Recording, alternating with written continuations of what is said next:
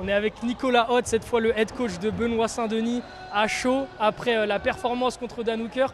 On avait une mission, affronter un top 6 mondial presque chez lui en Australie et elle est accomplie. C'est quoi le sentiment? Écoute, fier de Benoît parce qu'on savait qu'il était capable d'aller chercher la guerre. On savait qu'il était capable de dominer un combat qui était entièrement tactique. Aujourd'hui, il a mixé les deux. C'est-à-dire qu'on sent que le début du combat, il est dur. On sent que c'est une guerre. On sent qu'il a envie d'aller à la guerre. Mais malgré tout, dans cette guerre-là, il trouve les moyens d'aller chercher des éléments tangibles qui lui permettent de s'imposer, que ce soit son bras arrière, que ce soit la distance de boxe, que ce soit des positions de judo, et donc de s'imposer là-dedans. Et donc très fier du travail qui est accompli. On avait évoqué en effet une guerre potentielle, on l'a eu, il s'est passé beaucoup de choses en seulement 2 rounds, mais en fait c'était vraiment une partie d'échecs, parce qu'on a vu un Dan Hooker qui était préparé à la défense de lutte de Benoît, on a vu un Benoît qui avait anticipé la défense de lutte de Benoît sur la guillotine. Ouais, on a énormément travaillé, on savait qu'il avait une guillotine qui était exceptionnelle. On savait qu'il avait un genou arrière qui était exceptionnel, il ne l'a pas sorti, mais on avait très peur de genou arrière. On savait qu'il a un très bon front kick, on a été surpris, il était encore meilleur que ce qu'on pensait parce que ça a touché au milieu dès le début. Et écoute, on savait aussi que Benoît il avait des armes qu'il pouvait imposer face à des strikers d'élite. Parce que dans le camp il l'a démontré, son bras arrière elle a touché à de multiples reprises, sa boxe anglaise elle a touché à de multiples reprises et ça lui a permis de casser à distance, aller chercher la lutte, s'imposer, stabiliser les positions au sol. C'était un travail qu'on cherchait depuis longtemps. Et aujourd'hui, Benoît, c'est quelqu'un qui est complet et qui est capable, dans toutes les dimensions du combat, de proposer des choses intéressantes. On a vu du clinch tie. Donc voilà, content. C'était la guerre. Il y a le cœur qui est monté très haut.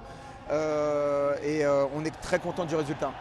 On a vu du clinch tie, j'allais le mentionner, beaucoup de travail avec Youssef Bouganem notamment, expert dans le domaine. On a vu aussi une volonté d'aller lutter très rapidement dans le combat. Et puis tu as évoqué aussi quelques frissons. C'était quoi ton sentiment toi? À environ 2 minutes de combat, on a l'impression, en tout cas je dis bien l'impression, qu'il est touché. Qu'est-ce qui se passe? Est-ce que tu peux nous expliquer? Moi, mon interprétation, c'est que d'entrée, dès le début du combat, il y a Dan Hooker qui touche avec son front kick. Et ce genre de front kick, tu sais, pointe de pied ici, il l'avait fait contre Puelles. Il a fini là-dessus, il a fini plein de combattants là-dessus, enfin pas forcément fini mais il les a touchés dessus. C'est un front kick qui, si tu es touché à froid, ça te coupe la respiration. Et ma sensation c'est ça. Et je le vois qui insiste dessus et je dis ok. Et ensuite à partir de là, lui il peut construire. Ça peut être front kick, ça peut être genou, ça peut être high kick. Donc ça devient une zone dangereuse. Donc tout de suite l'idée c'est de mettre en place la boxe anglaise pour contrer cette distance de kick. Et Benoît il touche d'entrée sur sa boxe anglaise. Et donc c'est un truc où il ne faut pas aller lutter tout de suite, il faut aller boxer pour pouvoir lutter. Et c'est ce que Benoît il a réussi à faire. Aujourd'hui Benoît, on sait son bagage très puissant au niveau de la lutte, au niveau aussi du grappling même principalement. Mais ça, il est capable de l'installer parce qu'il y a un gros travail qui a été effectué aussi debout. Et il y a un nouveau venu aussi, il me semble, dans la team. Est-ce que tu peux avoir un petit mot aussi par rapport à ça? Ouais, bien sûr.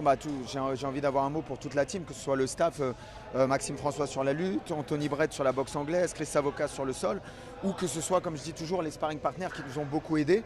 Et c'est vrai qu'on a Anthony Brett qui nous a rejoint, qui est la continuité de Luis Mariano, puisqu'il est parti en Thaïlande, et qui continue ce travail de boxe anglaise que Benoît a fait depuis longtemps.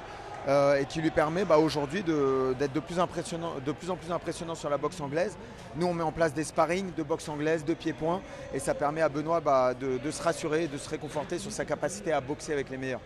Si je résume bien, on a tout un mécanisme pour pouvoir installer la lutte qui est assez performant. On a vu de très bonnes prises de judo, on a vu de très bons contres en lutte pour tirer profit justement de cette tentative qui t'a peut-être surprise, tu nous le diras, de Dan Hooker d'aller au sol, de très bonnes défenses. Benoît, ça y est, c'est un combattant plus que complet. Ouais, exactement. Et d'ailleurs, une des consignes dans ce combat, bien évidemment, il avait une direction très précise, mais c'est un combat où je lui ai dit, j'ai envie que tu sois relâché, j'ai envie que tu sois libéré parce que tu as vraiment des armes dans chacun des compartiments du combat. Que ce soit avec ton anglaise, que ce soit avec tes kicks, que ce soit avec ton clinch, que ce soit avec ta lutte cage ou que ce soit avec ton sol. Et il avait vraiment une liberté qui était très grande dans ce combat, même si Hooker, il avait des armes qui étaient très dangereuses. La domination, elle a été totale. La séquence justement de grade and pound a duré même très longtemps. On aurait pu penser que l'arbitre stopperait avant. Est-ce que tu peux avoir un mot justement sur le réel niveau d'adversité? Parce que on sait que des fois, quand un combattant roule sur un autre, ça ne veut pas dire que l'adversaire est faible. Ça veut dire que, comme tu le disais si bien lors du précédent combat contre Rufi, on a réussi à imposer de manière exorbitante notre game plan. Ouais, Rufi, on a vu ce soir ce qu'il était capable de faire contre un Fiziev.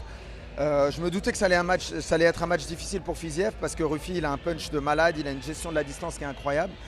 Là ce qu'on a avec Dan Hooker, on a un mec qui a battu Mateusz Gamrot, champion ADCC, vraiment un expert au sol.